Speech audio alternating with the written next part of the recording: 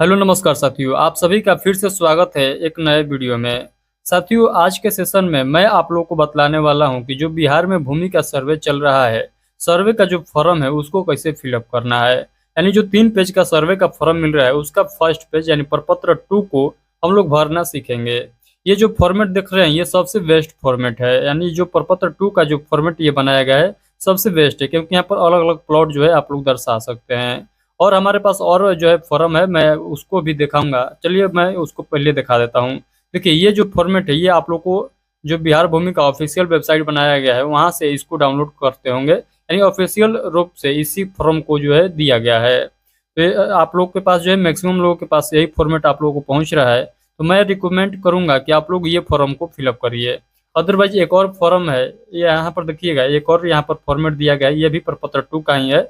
ये भी सबसे बेस्ट है, ये बेस्ट है। और इससे बेस्ट जो है ये है, यदि आप लोग का एक खाता में एक प्लॉट है तो आप लोग ये वाले फॉर्म को भरिएगा। ये वाले फॉर्म को, एक खाता में एक प्लॉट है तो आप लोग इस फॉर्म को भरिएगा। एक खाता में जो है अनेक प्रकार के प्लॉट है, यानी एक से ज़्यादा प्लॉट है तो आप लोग इस फॉर्म को भरिएगा, क्योंकि यहाँ पर अलग अलग प्लॉट का अलग अलग चौहदी यहाँ पर डायग्राम बना दिया गया है, ताकि जो है आप लोग को पूरा बेहतरीन तरीके से भर सकेंगे, कोई गड़बड़ नहीं करिएगा। तो यदि आप लोग का खाता एक में जो है एक से ज़्यादा प्लॉट है तो आप लोग इस फॉर्म को भरिएगा। एक खाता है और उस खाता में एक ही प्लॉट है तो इस फॉर्म को भरिएगा। ये फॉर्म को कोई लोग नहीं भरिएगा, क्योंकि ये फॉर्म जो है सबसे जो है खराब इसका डिजाइनिंग किया गया है, सबसे खराब इसका फॉर्मेट है, क्योंकि इसमें जो है सभी खाना बना दिया गया है और इसका जो है स्पेस भी दिया गया है तो बहुत कम दिया गया है इसमें। तो फिलअप करने पर बहुत जो है गिजमिज हो जा रहा है। तो ये जो है मैं आप लोग को नहीं कहूँगा कि इसको आप लोग फिलअप करिएगा। मैंने 2 फॉर्मेट आप लोग को बताया हूँ, ये दोनों फॉर्मेट का पीडीएफ जो है आप लोग को व्हाट्सअप ग्रुप जो मैं बनाया हूँ उस पर आप लोग को मिल जाएगा। 2 ग्रुप है, दोनों में से कोई एक में जुड़े हैं तो वहाँ पर आप लोग को मिल जाएगा। घबराना नहीं, आप लोग मैसेज करिएगा, मैं वहाँ पर डाल दूंगा। तो चलिए फाइनली हम लोग समझते हैं कि प्रपत्र 2 जो है आखिर में भरना कैसे है। तो जो मैं बतलाऊंगा उसको आप लोग को पॉइंट टू पॉइंट समझना है, एक भी पॉइंट को मिस नहीं करिएगा, नहीं तो आप लोग अपने से गलती करिएगा और हमको दोष दीजिएगा। तो गलती बिल्कुल किसी को नहीं करना है। तो चलिए यहाँ पर देखिएगा लिखा है प्रपत्र 2, आप लोग को दिखाई दे रहा होगा। दिखाई नहीं दे रहा है तो थोड़ा सा क्वालिटी बढ़ा लीजिएगा, क्योंकि आप लोगों के पास डाटा है तो क्वालिटी थोड़ा बढ़ा लीजिएगा। ज़्यादा आपका एमबी नहीं खींचेगा तो क्वालिटी बढ़ाकर देखिएगा, गलती नहीं करिएगा, कहने का मतलब है। देखिए प्रपत्र 2 लिखा गया है, कह रहा है देखें नियम 6 उप नियम फर्स्ट का। तो ये जो है नियम का जो लिस्ट निकाला गया है उसमें आप लोग को देखना है। तो इसको छोड़िए, मैं आप लोग को समझाता हूँ कैसे कैसे आप लोग को फिलअप करना है। तो देखिए यहाँ पर लिखा है रैयत द्वारा स्वामित्व या धारित भूमि के स्व घोषणा हेतु प्रपत्र यहाँ पर लिखा हुआ है। उसके नीचे में यहाँ पर देखिएगा राजस्व ग्राम पूछ रहा है। तो राजस्व ग्राम में आप लोगों को क्या लिखना होगा। आप लोग राजस्व ग्राम को आप लोग मौजा के नाम से जानते होंगे, तो मौजा का नाम यहाँ पर फिलअप करना है। तो मौजा का नाम यहाँ पर सभी लोग को फिलअप करना होगा। उसके बाद यहाँ पर थाना नंबर, तो थाना नंबर कहिएगा कि हमको थाना नंबर कहाँ से पता चलेगा। तो थाना नंबर जो है आपका जो मौजा है उसी मौजा का जो है थाना नंबर आता है, तो आप लोग को रसीद पर देखने को मिल जाएगा। तो रसीद से आप लोग थाना नंबर यहाँ पर जो है फिलअप कर दीजिएगा। उसके बाद हल्का नंबर या हल्का के नाम यहाँ पर लिख दीजिएगा। जो आपका पंचायत है वही आपका हल्का हो जाएगा, तो आपका पंचायत का नाम यहाँ पर लिख देना है। नंबर आप लोगों को पता नहीं होगा, आपके जो हल्का है उसका नंबर पता नहीं होगा, तो आप लोगों को केवल जो है पंचायत का नाम यहाँ पर लिख देना है, यानी हल्का का नाम लिख देना है। उसके बाद यहाँ पर देखिएगा पुलिस थाना, तो पुलिस थाना उस पुलिस थाना का नाम यहाँ पर लिखना है जिस पुलिस थाना के अंतर्गत आप लोग का जमीन आ रहा है, यानी जिस जमीन के लिए ये फॉर्म को भर रहे हैं वो किस पुलिस थाना के अंतर्गत आता है उसको यहाँ पर दर्ज करना है, उस पुलिस थाना को यहाँ पर दर्ज करना है। क्योंकि आप लोगों में से ऐसे बहुत लोग होंगे कि रह रहे हैं कोई और स्थान पर और उनका जमीन जो है किसी और स्थान पर है, तो वो जहाँ पर जमीन है उसके लिए यहाँ पर आप लोग को फिलअप करना है, यानी उस जमीन के बारे में यहाँ पर आप लोग को बतलाना है कि इस थाना में जमीन है, इस अंचल के अंतर्गत जमीन आता है और इस जिला में ये जमीन है। तो ऊपर में जो फॉर्मेट दिया गया है, ऊपर में जो आप लोग को फिलअप करना है, तो उसमें अपना जमीन के बारे में ही यहाँ पर आप लोग को फिलअप करना होगा। तो यहाँ पर सबसे पहले पुलिस थाना बतलाइएगा जिस पुलिस थाना के अंतर्गत आप लोग का जमीन आता है, उस अंचल का नाम बतलाइएगा जिस अंचल के अंतर्गत आपका जमीन आता है, उस जिला का नाम बतलाइएगा जिस जिले के अंतर्गत आपका जमीन आता है। तो ये सभी लोग ऊपर वाले पॉइंट को समझ लिए हैं, नहीं समझे तो फिर से एक बार समझिएगा, क्योंकि जो मैं बताता हूँ 100% श्योर बतलाता हूँ। एक भी आप लोग को ध्यान से समझ लेते हैं तो आपका जो डाउट है सभी डाउट क्लियर हो जाएगा आज के ही सेशन में।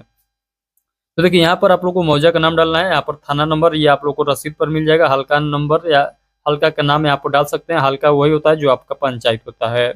उसके बाद पुलिस थाना वो डालना है जिस पुलिस थाना के अंतर्गत आपका ज़मीन है, उसी अंचल का नाम डालना है जिस अंचल के अंतर्गत आपका ज़मीन है, उसी जिला का नाम डालना है जिस जिले के अंतर्गत आप लोग का ज़मीन है। उसके बाद हम लोग यहाँ पर आते हैं, रैयत का नाम यहाँ पर कैसे फिलअप करना है। तो रैयत के नाम में भी आप लोग बहुत ज़्यादा संख्या में गलती कर रहे हैं, तो आप लोग गलती नहीं करिएगा, आप लोग ध्यान से समझिएगा।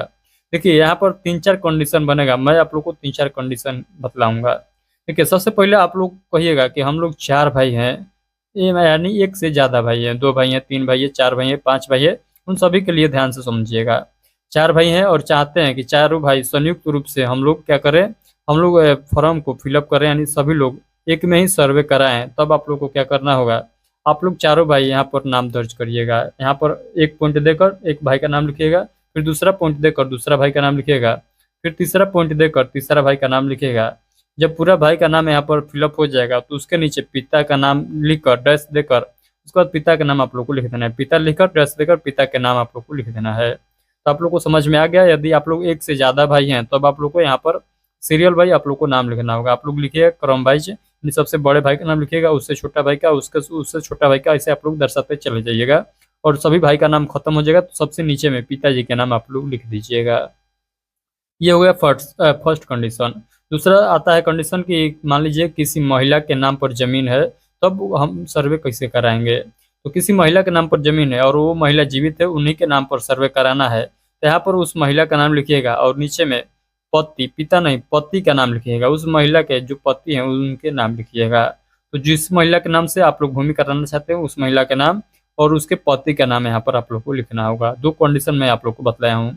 तीसरा कंडीशन समझिएगा। तीसरा कंडीशन आप लोग कहिएगा, मान लीजिए हम इकलौते पुत्र हैं अपने पिताजी का, तब हम कैसे सर्वे कराएंगे। तो आप लोग को कुछ नहीं करना है, आप लोग को सिंपली अपना नाम लिख देना है। इकलौते पुत्र हैं तो अपना नाम लिखिएगा और अपने पिताजी का नाम लिखिएगा, उतना ही आप लोग को लिखना है, उससे ज़्यादा आप लोग को कुछ यहाँ पर नहीं लिखना है। यदि 4 भाई हैं, चारों भाई अलग अलग सर्वे कराना चाहते हैं तो चारों भाई को जो है ये प्रपत्र 2 जो है अलग अलग आप लोग को फिलअप करना होगा। ये बात भी आप लोग को ध्यान रखना है। यदि 4 भाई है, 5 भाई है, संयुक्त रूप से करवाना चाहते हैं तो आप लोग एक ही फॉर्म को भरिए और यहाँ पर आप लोग दर्शा दीजिएगा कि हम लोग इतना भाई हैं। अलग अलग भी भर सकते हैं और एक में भी भर सकते हैं, क्योंकि आप लोग का बहुत कमेंट आ रहा था कि बतलाइए हम लोग 4 भाई हैं और चाहते हैं हम लोग अलग अलग कराना, तो आप लोग अलग अलग बिल्कुल करा सकते हैं। ये आप लोग को ध्यान रखना है कि अलग अलग आप लोगों को फॉर्म भरना होगा। चलिए आप लोग को यहाँ पर समझ में आ गया कि रैयत के नाम यहाँ पर कैसे भरना है। आप लोग को यहाँ पर समझिएगा, आप लोग को ये भी कन्फ्यूज हो रहे हैं कि अंश का नाम डालना है कि नहीं। तो देखिए अंश के नाम नहीं डालिएगा, क्योंकि अंश के नाम पर तो आपका ज़मीन होने वाला है नहीं। यानी कहने का मतलब जो बुजुर्ग है, आपका खतियानी ज़मीन है, जो सबसे बुजुर्ग है और जीवित हैं, तो उन्हीं के नाम पर आप जो है सर्वे होगा, ये सभी लोग जानते हैं। तो यहाँ पर बेटा और बेटी को का नाम जो है यानी अंश का नाम दर्शाने का कोई जरूरी नहीं है, यानी आप लोग नहीं दर्शाइएगा। आप लोग यहाँ पर दर्शा भी सकते हैं और नहीं भी दर्शा सकते हैं। तो हमारा मानना है कि आप लोग नहीं दर्शाइए, क्योंकि इससे कोई मतलब है नहीं। उसके बाद यहाँ पर समझिएगा अस्थायी पता। तो अस्थायी पता में आप लोग को क्या फिलअप करना होगा, यहाँ पर आपका परमानेंट एड्रेस पूछ रहा है, यानी जहाँ पर आप रह रहे हैं वहाँ का यहाँ पर आप लोग को पता फिलअप करना है। जहाँ पर आपका आधार कार्ड का जो पता है, आधार कार्ड पर जो एड्रेस लिखा हुआ है उस एड्रेस को यहाँ पर फिलअप कर देना है। उसके बाद यहाँ पर समझिएगा खाता यहाँ पर यानी अकाउंट नंबर यहाँ पर लिखना होगा। आपका जो ज़मीन है जिस अकाउंट के अंतर्गत आता है, जिस खाता के अंतर्गत आता है, उस खाता का यहाँ पर नाम लिख दीजिएगा। एक खाता के लिए एक फॉर्म भरिएगा। मेरा मानना है एक खाता के लिए एक फॉर्म भरिएगा।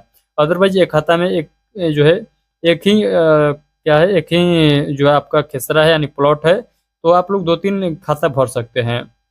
ये बात आप लोग को ध्यान रखना है। और जो खाता होना चाहिए एक ही मौजा के अंतर्गत होना चाहिए। 2-3 खाता यहाँ पर भर रहे हैं तो 2-3 खाता, ये जो 2 या 3 खाता है ये सभी खाता एक ही मौजा के अंतर्गत आना चाहिए।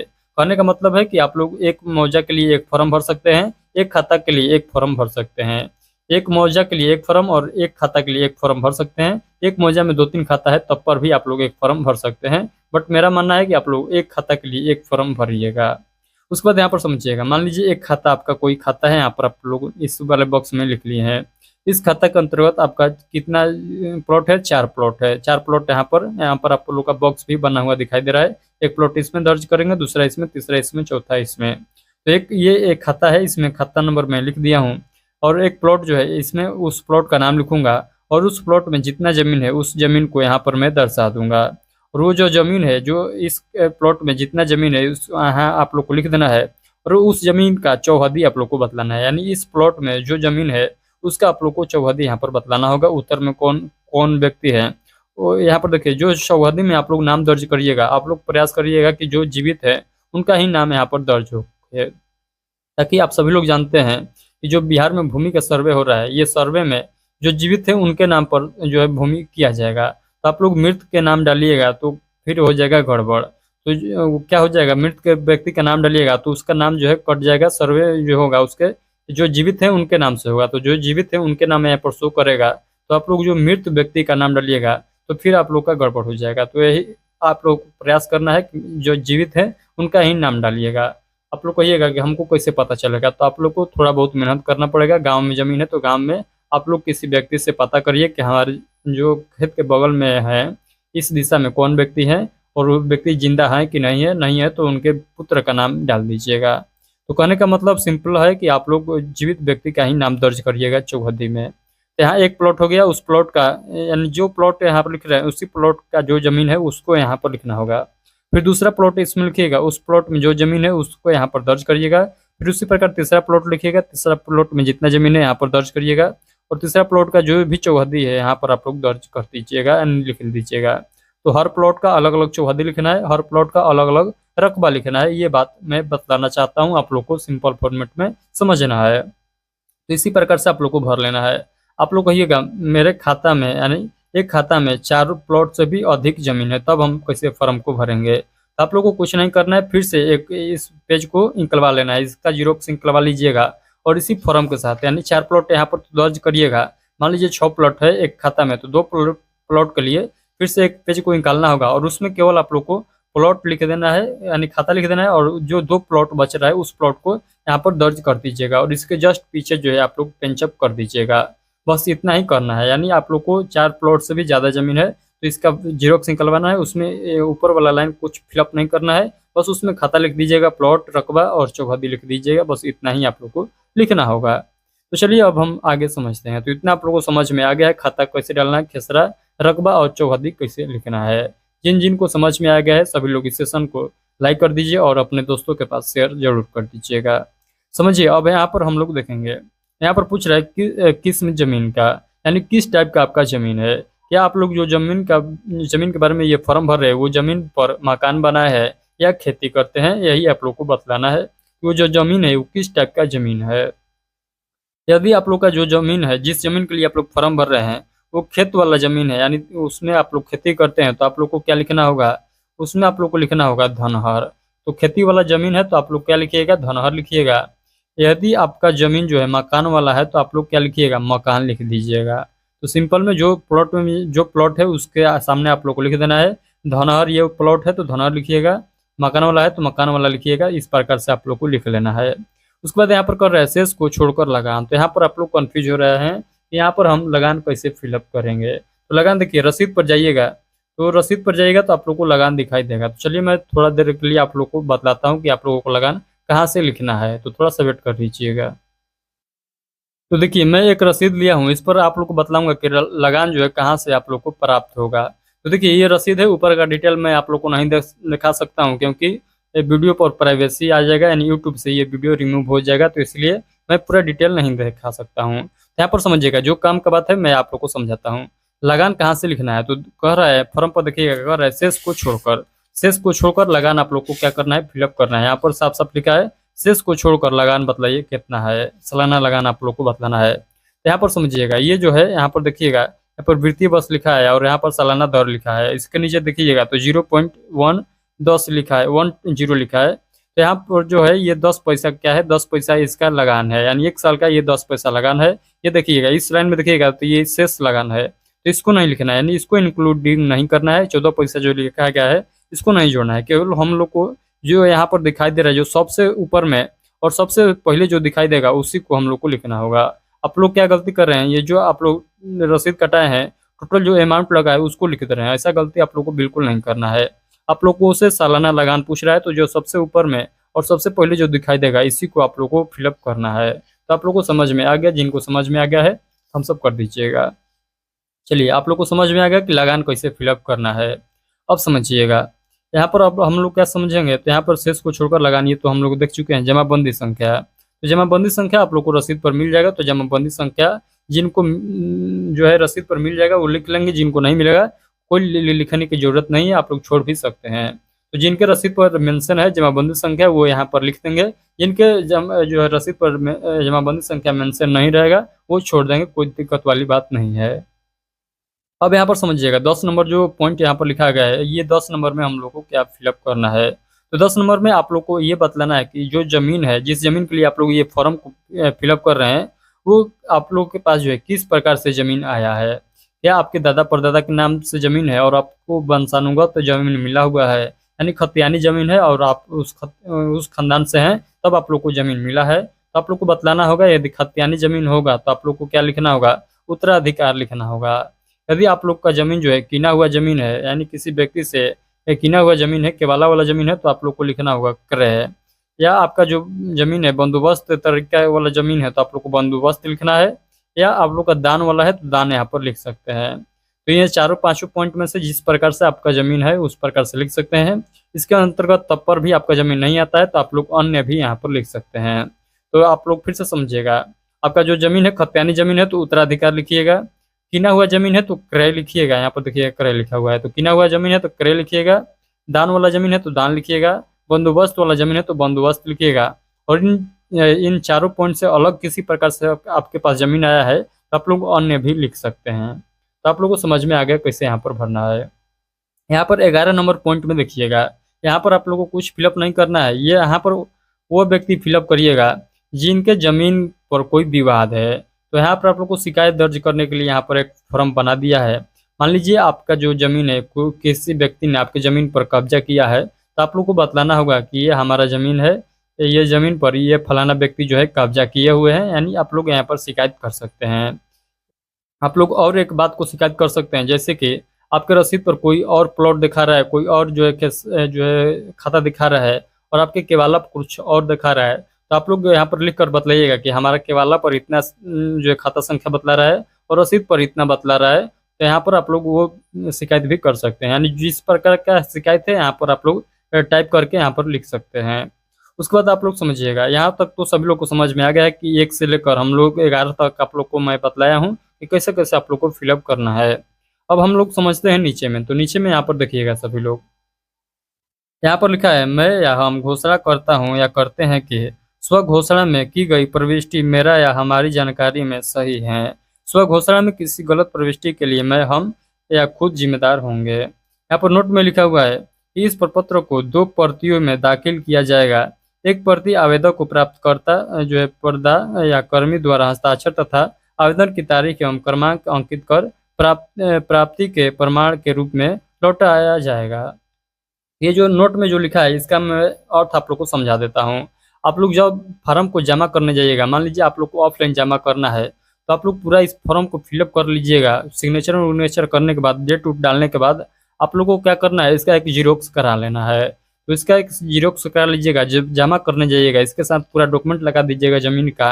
अब जमा करने जाइएगा तो जो इसका फर्स्ट पेज का जो ये जो प्रपत्र 2 का जो जीरोक्स कराए हैं पूरा फिलअप करने के बाद, उस जीरोक्स वाले फॉर्म पर जो अधिकारी आपसे जो डॉक्यूमेंट लेगा, यानी जमा करने जाइएगा, वो आप जो अधिकारी लेगा वो सिग्नेचर करके देगा, यानी रिसीविंग के तौर पर आप लोग को यही फॉर्मेट इसका जो ये फॉर्म है यही आप लोग को दे देगा, इसका जीरोक्स देगा, ये नहीं देगा, इसका जीरोक्स पर सिग्नेचर करके दे देगा।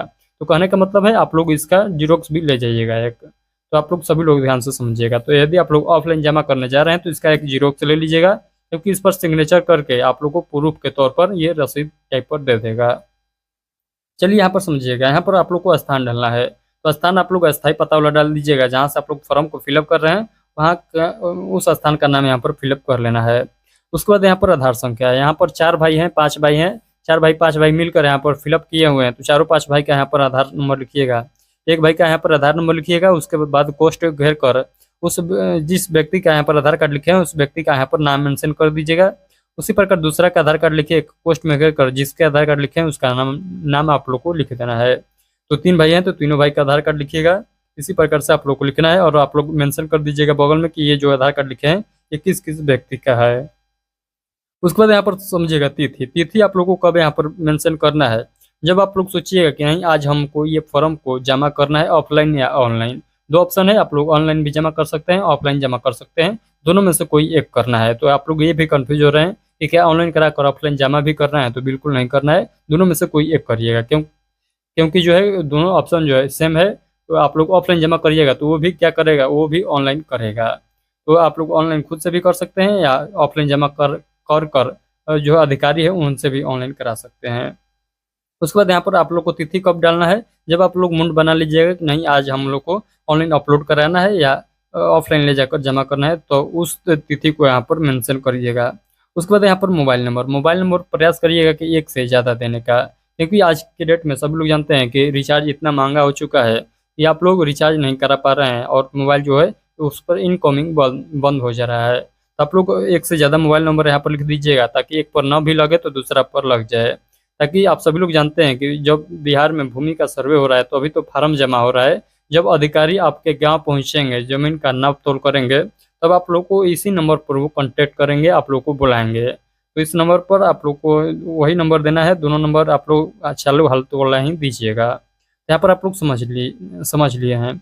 अब यहाँ पर समझिएगा कि सिग्नेचर कैसे करना है। तो 4 भाई हैं तो चारों भाई सिग्नेचर करिएगा।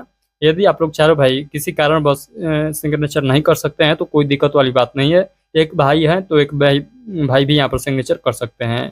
तो 4 में से एक भी है तो एक का भी सिग्नेचर चलेगा। चारों यहाँ पर मौजूद हैं तो चारों सिग्नेचर कर दीजिएगा, ये आप लोग को ध्यान रखना है। तो ये जो है कोई ज़रूरी नहीं है कि 4 भाई हैं तो चारों भाई का सिग्नेचर जरूरी ही है, ऐसा कोई रिक्वायरमेंट यहाँ पर नहीं है। तो आई होप कि जो मैं आप लोग को बतलाया हूँ पूरा आप लोग को समझ में आ गया है। यदि आप लोग को अभी भी लगता है कुछ गड़बड़ हमारे समझाने में, कोई आप लोग को लगता है कि हम गलत तरीके से समझा रहे हैं, तो आप लोग अपना शिकायत इस वीडियो के कमेंट बॉक्स में बदला सकते हैं, मैं उसको जरूर पढ़ूंगा। तो चलिए आज के लिए इतना ही रखते हैं। यदि आप लोग चाहते हैं कि जो बिहार में भूमि का सर्वे चल रहा है, सर्वे से रिलेटेड जो भी खबर आता है सबसे पहले आप तक पहुंचता रहे, तो हमारे इस चैनल को सब्सक्राइब कर लीजिए, यानी HP सर जो यूट्यूब चैनल है इसको सब्सक्राइब करिए। इस चैनल पर बिहार में जो सर्वे चल रहा है इससे रिलेटेड जो भी अपडेट आता है सबसे पहले आप लोग को बतलाया जाता है। डिजिटल बोर्ड के माध्यम से आप लोग को समझाया भी जाता है कि आप लोग को फॉर्म को कैसे फिलअप करना है, फॉर्म को स्कैन कैसे करना है, सारा पॉइंट मैं आप लोग को बतलाया हूँ ऑलरेडी। यदि आप लोग को फॉर्म को ऑनलाइन नहीं करने आता है तो आप लोग देख लीजिएगा, इस चैनल पर वीडियो आप लोग को मिल जाएगा। तो यदि आप लोग जानते हैं कि बिहार में जो भूमि का सर्वे चल रहा है इससे रिलेटेड कोई भी खबर है तो सबसे पहले आप तक पहुंचता रहे, तो आप लोग हमारे इस चैनल को सब्सक्राइब कर लीजिए। इस पर आप लोग को कैसे फॉर्म फिलअप करना है, यानी सर्वे से रिलेटेड सभी प्रकार का गाइड किया जाता है। यहाँ पर आप लोग को वंशावली कैसे बनाना है, रसीद कैसे कटवाना है, और आप लोग को जो है सहमति बंटवारा वाला फॉर्मेट कैसे बनाना है, सभी प्रकार का यहाँ पर आप लोग को फॉर्मेट सिखाया जाता है कैसे बनाना है। तो चलिए आज के सेशन हम लोग यहीं पर रखते हैं, ज़्यादा बात नहीं करेंगे क्योंकि ये सेशन जो है ऑलरेडी लंबा हो चुका है। तो आज के लिए इतना ही रखते हैं, मिलते हैं अगले सेशन में। यदि आप लोग को ये सेशन अच्छा लगा है तो एक प्यारा सा कमेंट सभी लोग जरूर करिएगा और इस सेशन को लाइक और शेयर जरूर करिएगा। चलिए बहुत बहुत धन्यवाद आप सभी का।